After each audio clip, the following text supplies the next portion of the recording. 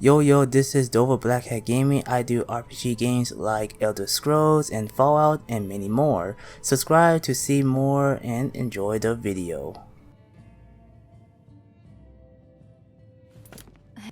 Right behind you. Sure thing. Do you want to have it standing here, or do you want to find a seat first? Alright, now onto the drinks. Do you want to have mead, wine, or just plain milk? Nice. A bit fancy now, aren't we? I don't think you have some of that wine on you, though. Here, I'll help you out. Likewise.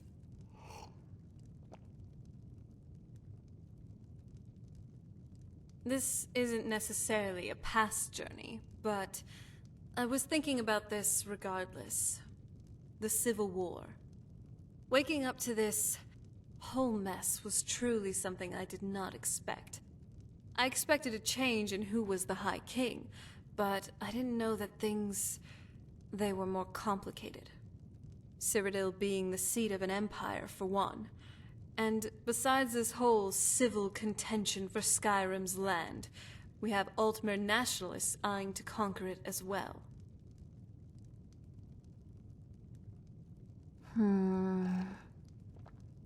I was just remembering the castle courtyard, back before when things were better between us. Between my mother and I. We'd tend to her garden back there. It was really nice, you know? It was cared for by an alchemical master and nurtured for hundreds of years. Which makes it all the more sad that the garden will never look the same. So, what do you want to talk about now?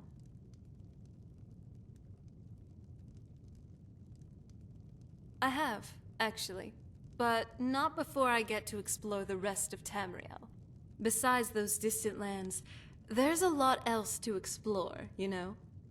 The delicacies and culture of High Rock, the dense forests of Valenwood, the imperial city of Cyrodiil, or even Skyrim, by the Maker. I've spent most of my life cooped up in a dusty old tower. Almost everything is new nowadays. All right. So, what do you want to talk about now? I feel sad for her. She's been through a lot, I can tell. Whether it be the death of her husband Torrig, or having to govern the entire province of Skyrim in the midst of a civil war and a looming threat of a Thalmor invasion. However, I'm confident she'll get through this. She's strong, and hardship breeds endurance. All right.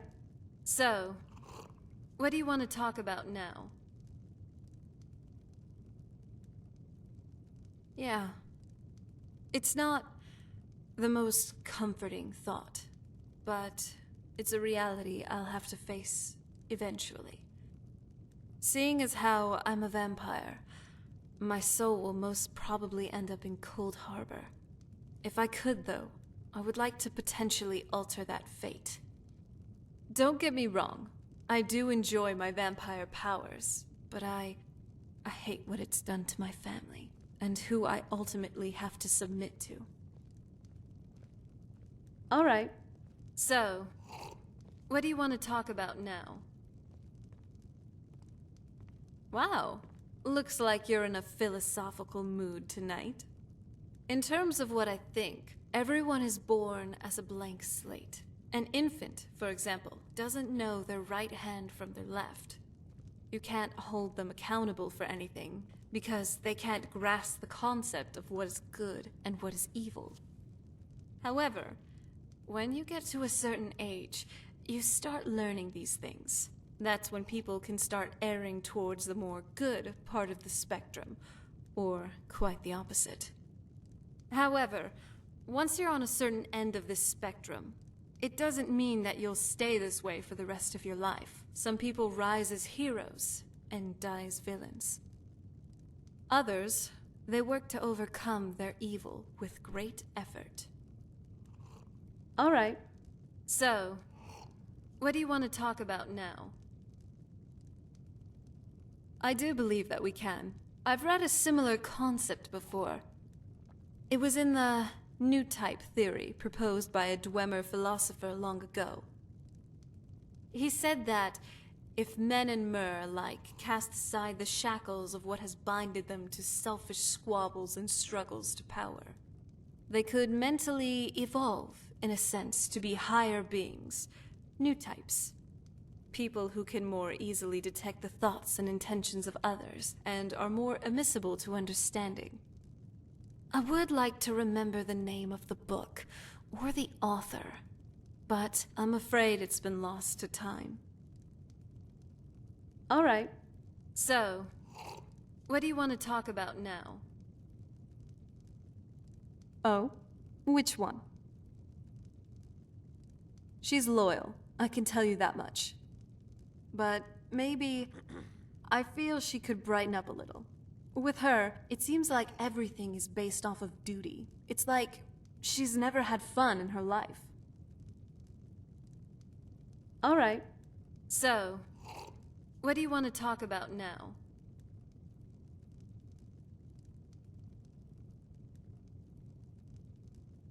Oh? Which one? I think we're fine. At least he treats me like a normal person now. Doesn't address me as it anymore. Can't blame what he thought at first, though. I also knew I was taking a risk joining the Dawnguard. But it turns out you're all not that bad. Maybe a little eccentric, but I like that. All right. So, what do you want to talk about now? I have, actually.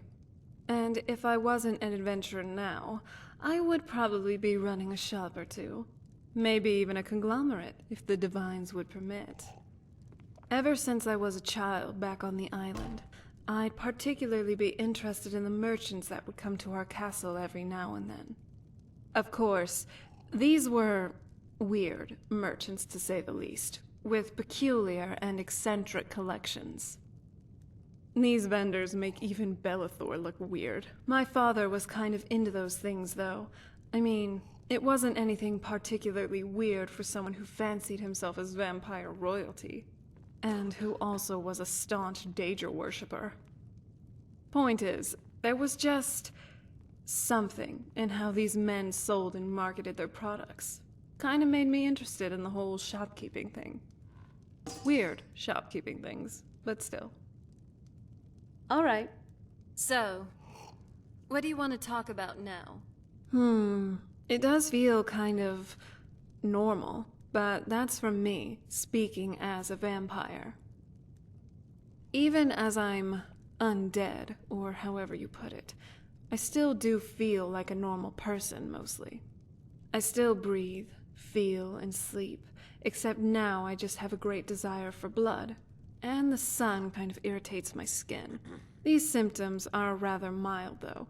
Not like other vampires who almost burn in the sunlight. So, I'm really just like you mortals in many ways. Hopefully that makes me more relatable. It's nice, spending time like this, just having drinks together.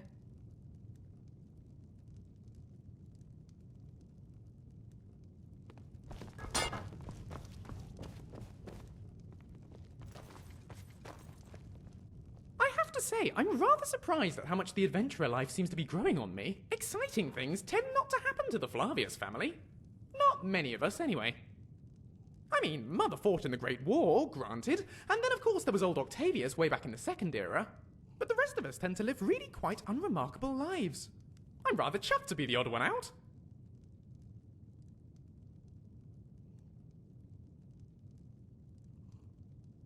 Ha! Well, you're not wrong there. But thank you, I appreciate the sentiment, however vacuously true it may be. Oh, well now you're making me blush. Thank you, my friend. That means a lot. Let's get back to it. The Greybeards, then. Sounds intriguing. If they can tell us anything more about that shouting business, I'd say it's worth the trip. Any way you'd rather spend the day than drinking honey brew mead? Hail, friend. It's good to see another merry soul enjoying this fine day. Ah, but you look tired. Come, share a bottle of honey brew mead with me. You've never had a taste of sweet honey brew? Why, it's only the finest mead outside of Sovngarde. Its sweetness is like a fair maiden's kiss on a starry night. And it's got enough kick to put a frost troll on his hind quarters. But enough talk. Come, won't you share a drink with me and my companions? Ah, nothing like fine spirits to help raise your spirits. Cheers, my friend. May your adventures find you fame and fortune.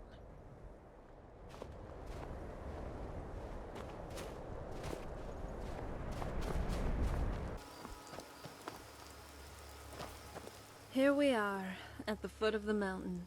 This seems food, mainly. But it's always good to have a good supply packed up for adventuring. Wouldn't want to have a grumbling belly in the middle of a dungeon delve. If you aren't a vampire, of course. But even they need to feed. I can see it in your eyes. I know what you're thinking. No, don't worry. I'm not going to go feral on the populace or anything. I'm a daughter of Cold Harbor, a pure-blooded vampire.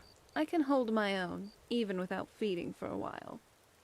I can even eat normal food. While it doesn't sustain me per se, it helps with the whole hunger thing. Or, at least, I think it does.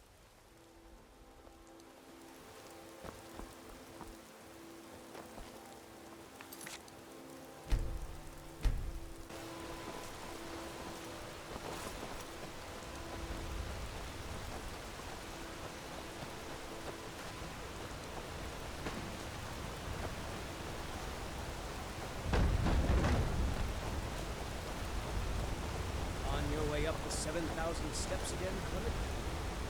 Not today. I'm just not ready. While I don't like Riften, the Rift is truly something else. Just look at these leaves. You don't typically see anything like them anywhere else in Skyrim. Passing through on your way to High Hrothgar?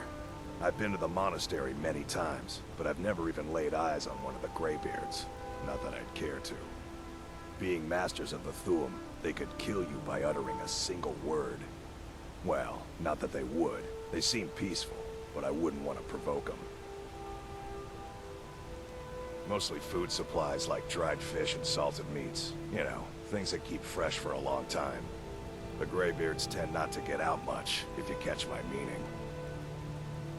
Well, it's kind of an understanding between us. I mean, it just wouldn't feel right to charge them for a bit of preserved food. Trouble is, my legs aren't what they used to be, and climbing the 7,000 steps takes its toll. Really? Well, that would be kind of you. Here, take this bag of supplies. At the top of the steps, you'll see the offering chest. Just leave the bag inside, and you're done. Well, there's the occasional wolf pack or stray, but that's all I've ever had to deal with. Shouldn't be a problem for the likes of you. Other than that, watch your footing. In these wintry conditions, the stairs can be treacherous. Be careful up there.